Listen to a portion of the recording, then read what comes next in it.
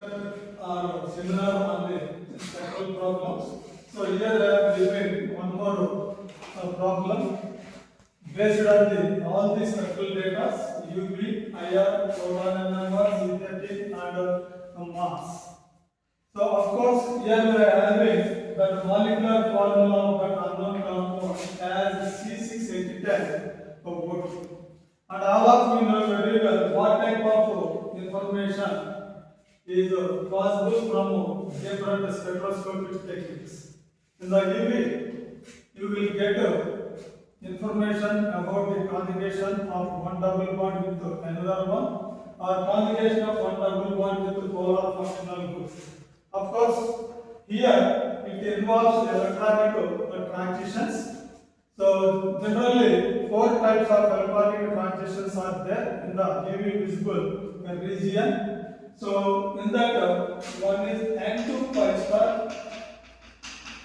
pi 2 pi star, N2 sigma star, and sigma 2 sigma star electronic transitions.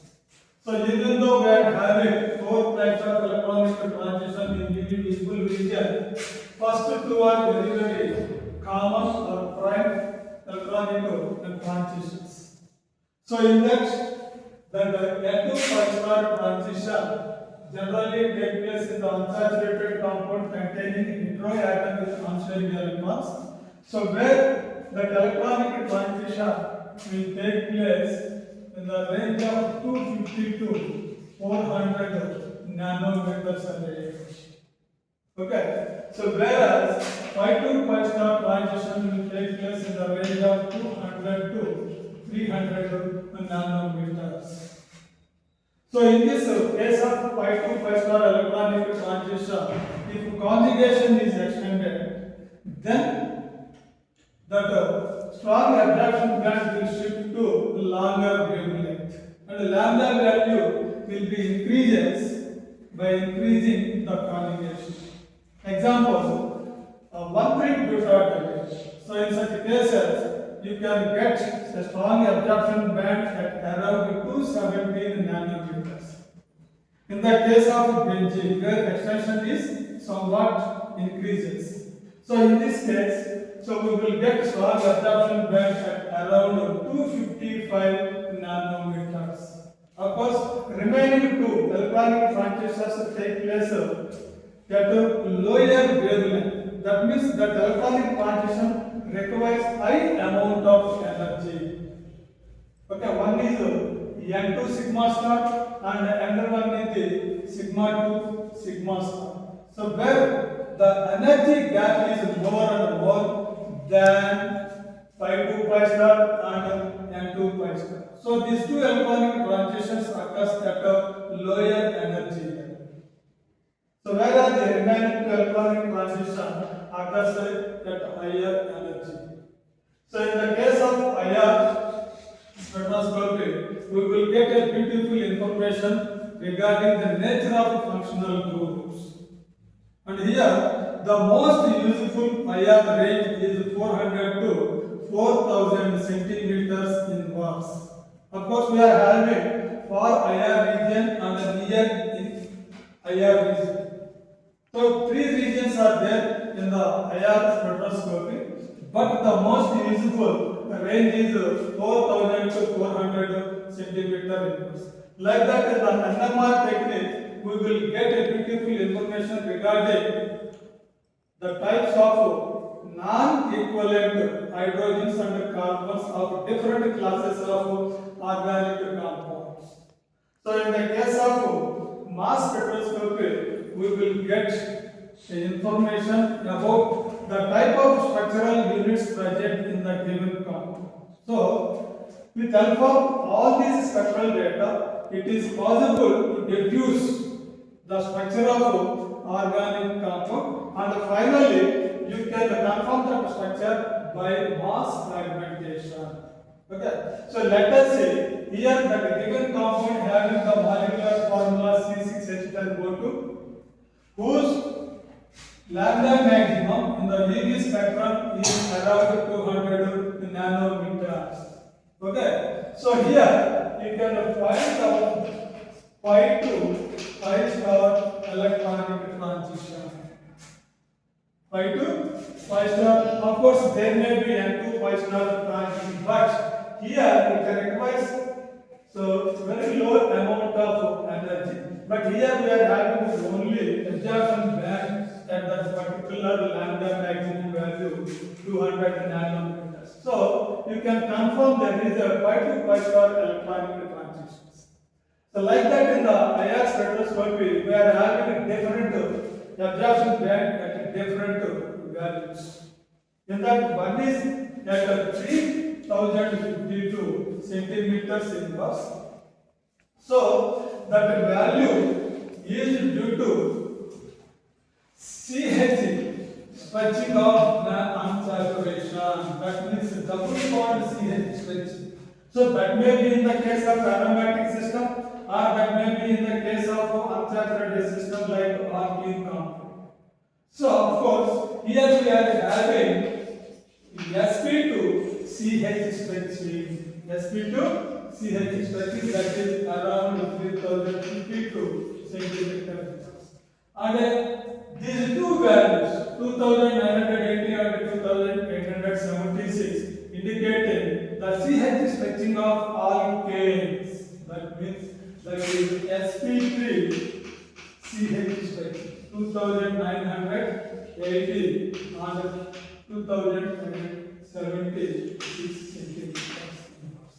And there is a strong absorption peak at around 1722 centimeters. So that may be the carbonyl stretching. So it will CH stretching. This is the carbonyl stretching 70. So whereas the 1652 indicates C double bond C stretching. So the carbon, those which are attached to the multiple bond like a double bond, can give stretching vibrations at around 1650, 1600 to 1400 like that. So CC is stretching, whereas 1184 centimeters inverse indicating CO stretching. So 1200, actually it starts at 1200 and it will be extended up to 1150, 1160. In that range, if you find out any strong absorption band, that is nothing but CO stretching indication. Okay. So these are the various functional groups that are present in the given compound. There is unsaturation in the compound, carbonyl group is there, okay, and CO group is also there. C double bond O is there, C single bond O, C. Sometimes actually C was stretching. C was stretching is also there. So let us say that proton NMR data. So here we are having one proton multiplied with coupling constant 16.25. So this is actually aromatic region or alkene regions. Okay. So one proton multiplied with J value 16.25 and one more peak is there in the proton NMR at 5.84 ppm. That is the one proton multiplied with coupling constant 16.25. Okay. So one proton, both are multiplets, both are having a coupling constant value 16.25. So this clearly indicating that the compound containing alkene hydrogens, where the two hydrogens are in a trans orientation. So when the double bonded hydrogens are oriented like this, when it is a trans orientation or trans configuration. So here such a protons coupled with each other very strongly, and they can give a doublet with the coupling constant 16.25 H. If suppose they are oriented in a cis configuration, that means there is a cis configuration, then the coupling constant may be in the range of 6 to 12 H. 6 to 12 H. So that is the coupling constant for cis alkene hydrogens. But here we are having the coupling constant for both alkene protons at 16.25. That clearly indicates that the two hydrogens possessing trans configuration. So this is regarding that the protons, those which are coupled to each other with a coupling constant 16.2. So next come to, there is two hydrogens of quadrant at 3.82 H with coupling constant to 7.0 H. And there is one more peak at 1.11, three hydrogen triplet with the same coupling constant. So that clearly indicating that. So two hydrogens quadrat, three hydrogen triplet. What that indicating? Two hydrogens quadrat, three hydrogen triplet. That clearly indicated there is an ethyl group. There is an ethyl group. So here the coupling between the adjacent hydrogens, those which are non-equivalent to each other, coupled with each other and give quadrat as well as triplet with the same coupling constant. So that is due to vicinal coupling of non-equivalent hydrogens. Okay, so that is actually three bond couplings. That is actually three bond couplings.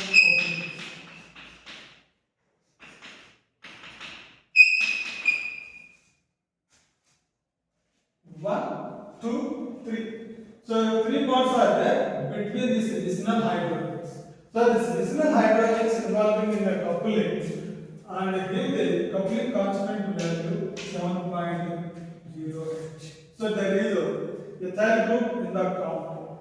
And one more peak is there in the range of 1.82 to 1.49. That is for three hydrogens, where the peak for the three hydrogens is a doublet. So three hydrogens peak in that particular range clearly indicating the presence of a methyl group. Presence of a methyl group. So where that methyl group muscle should be attached on any one of the alkene carbons. So here such a methyl group can give a doublet peak in that particular range.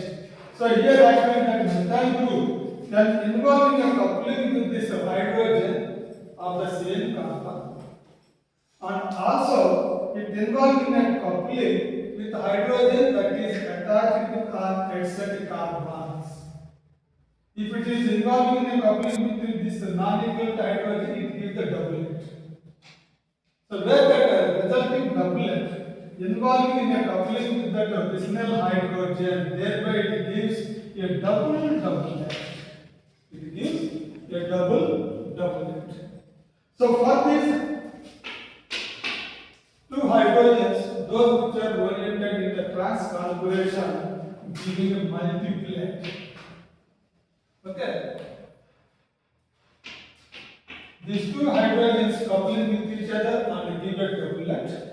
So where it involves in a coupling with these three non-equivalent hydrogens, double quadrat. Doublet or coupling with this non-equivalent methyl hydrogen, each and every give a double quadrat. Double quadrat means that is indicating as a multiplet. So this is the multiplet, this is the multiplet. And there is ethyl group and there is a carbonyl group. Okay, there is a carbonyl group. So total number of carbons 1, 2, 3, 4, 5, 6. Okay, hydrogens 3, 4, 5, 3, 4, 5, 5, 10. Okay? And among that two oxygen, one oxygen is present as the carbonyl oxygen, and one more oxygen is there which is present as COC. Okay? Most probably. So, okay. So, depending upon that, the ethyl group may be present as COO, CH2, CH3, or it may be present as O, CO, CH2, CH3. Okay. So, this type of ester group must not should be there on this double bonded carbon atoms. Okay. Among the two, which one is the correct one? Which is ester chain is a correct. Which one? So that depends upon the chemical shift value of that alkane carbon. So in this, the methylene carbon is directly attached to oxygen. In the second case, the methylene carbon is directly attached to the carbonyl carbon. So for this methylene carbon, let us once examine that delta value. 2 hydrogens water. 2 hydrogens water. Where the value is around 3.82. This is only possible when the carbon atom directly attached to highly electronegative. Okay. So the side chain motion should be COOCH3 but not OCOCH2 CH3. So in the latter case, the chemical shift value for this total motion should be around 2.5 or 1.9 like that. When we get the chemical shift value for the protons, those which are directly attached to highly electronegative atom, is in the range of 3.8 to 4.2 around. So among the two ester side chains, the first one is the correct one. So hence we can give the structure for the compound like that: CO, O, C. Sorry, CH2. So this will be the correct structure. So here you can examine whether the structure is correct or not by mass fragmentation. Okay, so let us see that one.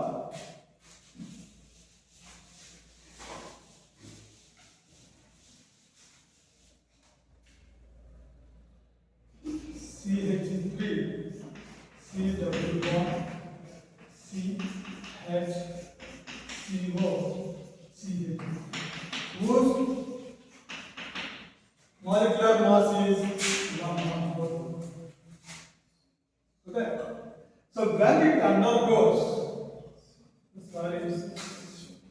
CH2. So when it undergoes loss of methyl group as a radical, then we will get C double bond C, H, CH3, H, CO, CH3. Combine that value 90. Okay. Now, if it undergoes alpha cleavage with respect to the sorry.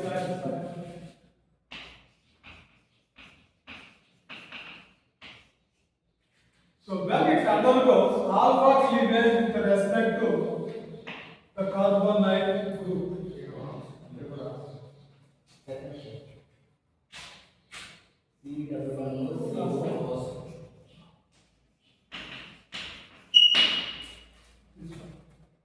So when it undergoes loss of the anti-alkoxy group, that is the alpha cleavage with respect to that carbonyl one, minus O CH2 CH, then it gives CH3 CH double bond CH C double bond M by Z value M by Z value 69.